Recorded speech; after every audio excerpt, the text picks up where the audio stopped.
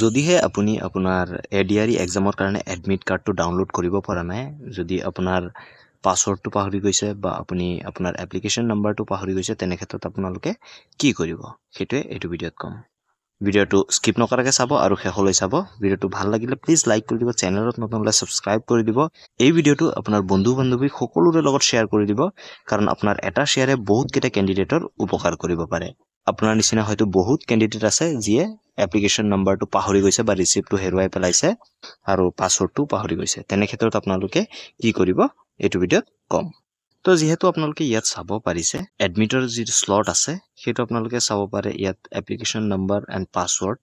তো ফৰগট পাছৱৰ্ড, যদি আপোনাৰ এপ্লিকেশ্যন নাম্বাৰ আছে তেনে ক্ষেত্ৰত আপুনি ফৰগট পাছৱৰ্ড দি আপুনি পাছৱৰ্ডটো ৰিছেট কৰি আপোনালোকে লগ ইন কৰিব পাৰে, লগ ইন কৰি আপোনালোকে ডাউনলোড কৰিব পাৰিব। কিন্তু যদি আপোনাৰ এপ্লিকেশ্যন নাম্বাৰটোৱে নাই তেনে ক্ষেত্ৰত আপোনালোকে কি কৰিব?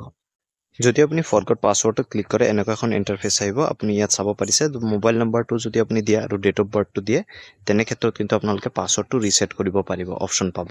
তাৰপিছত আপোনালোকে লগ ইন কৰি ল'ব পাৰিব। যদি আপুনি এপ্লিকেশ্যন নাম্বাৰটোৱে পাহৰি গৈছে তেনে ক্ষেত্ৰত আপোনালোকে কি কৰিব, ইয়াত এটা হেল্পলাইন নাম্বাৰ দেখা পাইছে।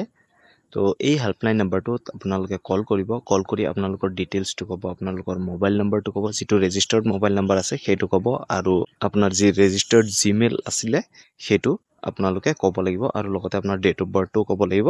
তেতিয়াহে সিহঁতে আপোনাক যি হেল্প আছে বা আপোনাৰ যিটো এপ্লিকেশ্যন নাম্বাৰ আছে সেইটো আপোনালোকক দিব। কল আপোনালোকে ৱৰ্কিং টাইমতে কৰিব, যে ৰাতিপুৱা 10টাৰ পৰা আবেলি 4টা বজাৰ ভিতৰতে আপোনালোকে কল কৰিব, তেতিয়াহে আপোনালোকে পাব। হোপ আপোনালোকক মই হেল্প কৰিব পাৰিলোঁ। যদি ভিডিঅ'টো ভাল লাগিল প্লিজ লাইক কৰি দিব, চেনেলত নতুন হ'লে ছাবস্ক্ৰাইব কৰি দিব, লগতে বেল আইকনো দবাই দিব। ধন্যবাদ। জয় অসম।